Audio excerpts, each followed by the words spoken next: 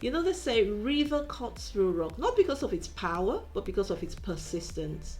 But sometimes it's difficult to remain persistent, especially when you feel tired and you feel like you've been doing it for so long and you haven't been getting the results that you desire. Today, I want to share something with you that I believe will help you remain persistent even when you feel like giving up. This is Mary from Kando Academy, and it's time to get future fit. You know, so many of us have dreams that we never realize just because we don't stay in the game long enough. We just don't give ourselves enough time to succeed. Things take time. Anyway, the things that are worthwhile always take time. And it's often an uphill struggle. We can look at other people's high reels, you know, the highlights of their lives and their achievements, and we look at where we are and we're wondering, why are we not there? What are we doing wrong? You can't compare your everyday grind to other people's highlights. Everybody that has a highlight or has an achievement that is worth shouting about have their daily grind. Your highlight will come if you will remain persistent in the daily grind. But I know it's not always easy. One thing that helps me is to remind myself that it's not about me. I know we live in a world where it's all about self, what makes you feel good, what makes you feel happy, what makes you feel fulfilled, and all those things are important. But to be honest, you do have to come to that place where you realize it's not about you. Where you stop living your life on the basis of what makes you feel good. When you realize that your life is much more than that. Your life, your purpose, what you're trying to birth is much more than you. There are other people's destinies, other people's lives depend on mine and the choices that I make. If Martin Luther King had just thought about himself and where he was, he wouldn't have pushed through.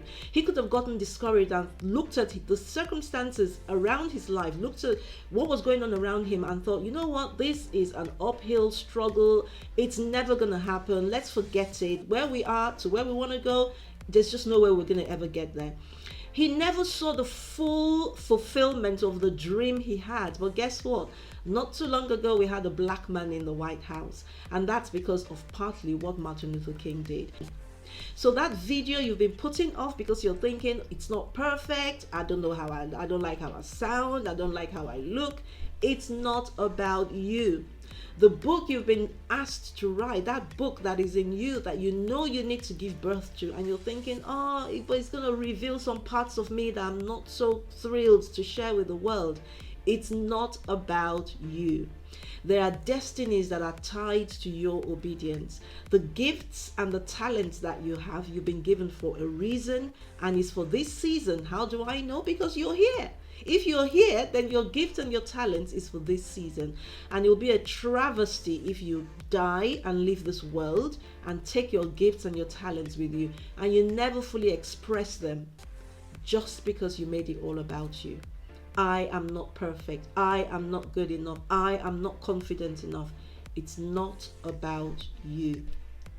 So I hope that will help you to persevere. When next you feel like giving up, just remember, it's not about me. There are others coming behind me that need me to push through so they can come through. When a woman is about to give birth, you know, in that intense moment of labor, that woman is not sitting there thinking about the pain, even though the pain is real.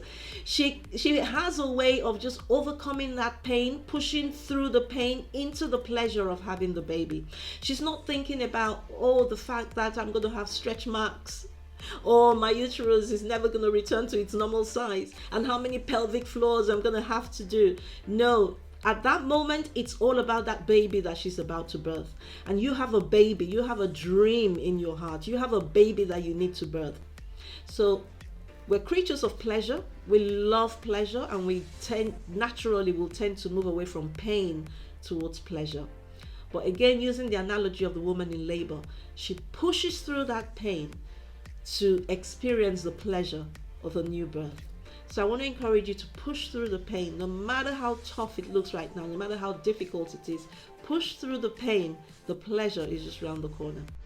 I hope you found that helpful. If you did, please let me know. Let me have your comments. I thrive on them.